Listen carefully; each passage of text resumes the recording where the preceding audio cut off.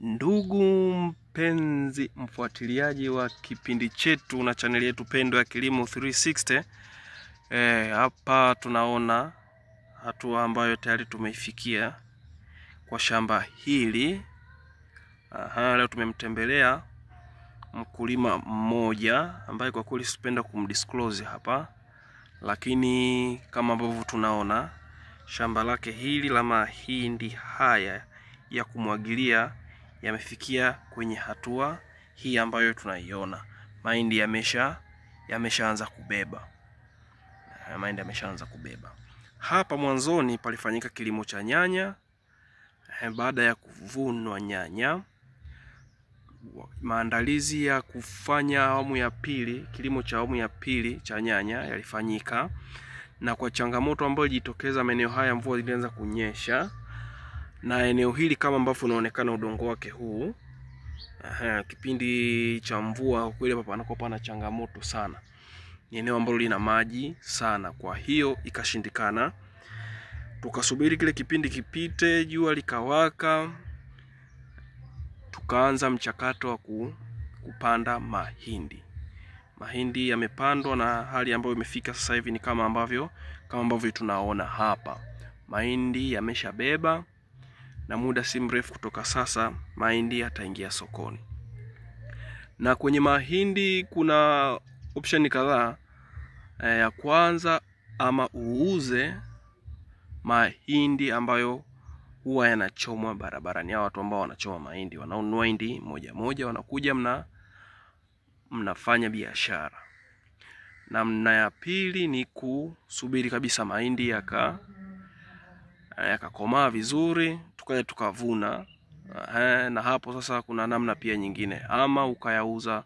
Wengine wanauzia shambani, wengine wanauzia nyumbani, kwa maana ameshafika ataweka kidogo bei labda iwe nzuri ambavyo anafikiria, anauza. Na kila moja ina faida na changamoto zake. Kwa hiyo ni kuona kwamba nikiuza ya kuchoma ninapata hela yangu ya faster. Changamoto zile ambazo zinaweza zikajitokeza baadaye, labda kuja kupiga dawa na vitu vingine ili kuweza kuyatunza mahindi, hautakutana nazo. Lakini pia ukiuzia shamba, manake ukivuna pale pale unauza, unapata chako mkononi. Ukisema labda uyaweke kwa muda fulani ili uweze kuja kupata bei ambayo iko nzuri, inawezekana, lakini sasa pia kuna gharama za kutunza mazao yako. Kuna gharama za kutunza hayo mazao. Mahindi yetu ni kama ambavyo yanaonekana, yako na hali nzuri.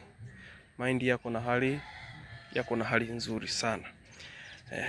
Kilimo kinalipa,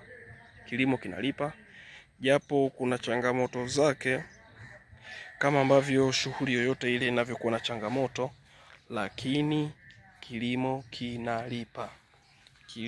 kinalipa. Umeona hapa uhakika wa kupata mahindi upo, kwa sababu uhakika wa maji upo. Na hapa leo tumeamka mvua imenyesha, ni jambo pia la kumshukuru Mungu. Mvua imenyesha. Tunafahamu kwamba mvua kwa kweli ni tofauti pia na umwagiliaji. Mvua ina faida kubwa zaidi. Kwa hiyo kwa mazingira yetu na mvua kunyesha, na katika kipindi hiki ambako mahindi yanabeba, kwa kweli ni jambo lenye faida sana kwa mkulima wetu huyu.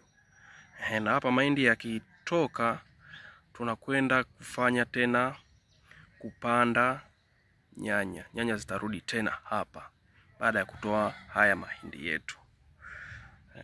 Karibuni sana kwenye chaneli yetu kwa ajili ya kupata hizi updates za kilimo. Tunatoa makala kwa kilimo cha mazao mbalimbali: mahindi, mpunga, ufugaji wa kuku, wa nguruwe, wa ng'ombe. Kwa hiyo endelea kutufuatilia, subscribe channel yetu. Una swali tuulize kwenye comment hapo. Unachakushia nasi maarifa. Kujifunza hakuna mwisho, elimu haina mwisho. Kwa hiyo tupia comment yako hapo kama kuna jambo unataka kutuambia au kumchangia kwenye hicho ambacho tumekileta hapa. Karibuni sana.